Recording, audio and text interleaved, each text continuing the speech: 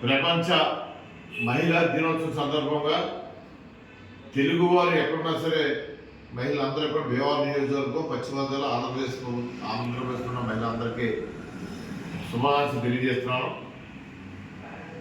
మహిళా శక్తి అంటే భూదేవికి ఉన్నంత ఓర్పుతోటి సహనంతో ఉన్నారు.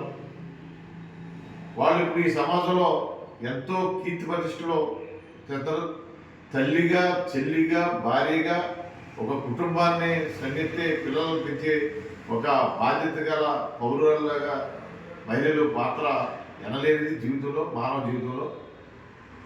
అంత గొప్ప మహిళలు దినోత్సవం, అంతర్జాతీయ మహిళల దినోత్సవం ఈరోజు అందరూ కూడా ఎంతో సుఖ సంతోషాలతో ఉండాలి. రాబోయే రోజుల్లో మహిళా శక్తి ప్రపంచానికి అవసరం చెప్పి సందర్భం తెలియజేస్తున్నాను.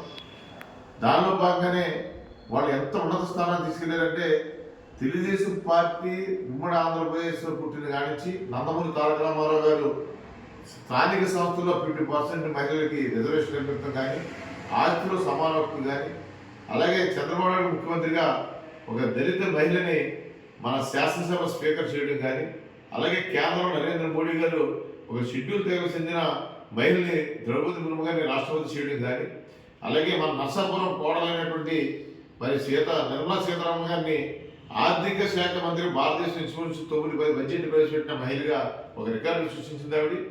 అలాగే మన భారతదేశం మన మహిళా ప్రపంచ కప్ కూడా ఎంతో గొప్పగా చాకచక్యంగా గెలిచి మన భారతదేశానికి వరల్డ్ కప్ తెచ్చిన గొప్ప ఘనత సాధించిన మహిళలు కానీ, అలాగే ప్రతి విషయంలో కానీ మన ఈరోజు రాష్ట్ర హోంమంత్రిగా మహిళ ఉండడం కానీ, అలాగే వాళ్ళు అన్ని రంగాల్లో కూడా అటు అధికార యంత్రాంగంలో ఐఏఎస్లుగా, ఐపీఎస్లుగా, అలాగే గృహిణిగా, అలాగే వ్యాపారవేత్తలుగా, అలాగే రాజకీయ నాయకులుగా ఎన్నో కార్యక్రమాలు మీరు చూశారు. మొన్న 2025 జనవరి 26ని రిపబ్లిక్ డే సందర్భంగా ఆంధ్రప్రదేశ్ ప్రభుత్వం నిర్మించిన పరేడ్కి మన జంగారెడ్డి ఏఎస్పీ సుస్మిత గారు ఐపీఎస్ ఎంత చాకచక్యంగా ఆ దళానికి నాయకత్వం వహించారంటే మహిళా యొక్క శక్తి ఎటువంటిది అనేది మనం ఈ సందర్భం గుర్తు చేసుకోవాలి. రాబోయే రోజులు కూడా అందరి సమాజంలో ఉన్న అన్ని వర్ణాలకి మగవారికి అందరి జీవితం మహిళల్ని ఎంతో గౌరవంగా చూడండి, లక్ష్మీదేవిగా కొలవండి. ఆ సంవత్సరాలు బాగుంటే ఆ సమాజం బాగుంటుంది.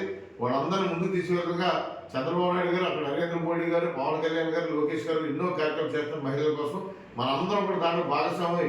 రాబోయే రోజుల్లో మహిళల్ని ముందు పెట్టి ఈ రాష్ట్రాన్ని, ఈ దేశాన్ని, ఈ సమాజాన్ని, ఈ కుటుంబాలని ముందుకు తీసుకెళ్లాలని చెప్పి సందర్భం తెలుసుకుంటాం. మరొకసారి అంతర్జాతీయ మహిళా దినోత్సవం సందర్భంగా వారికి శుభాకాంక్షలు తెలియజేస్తున్నాను.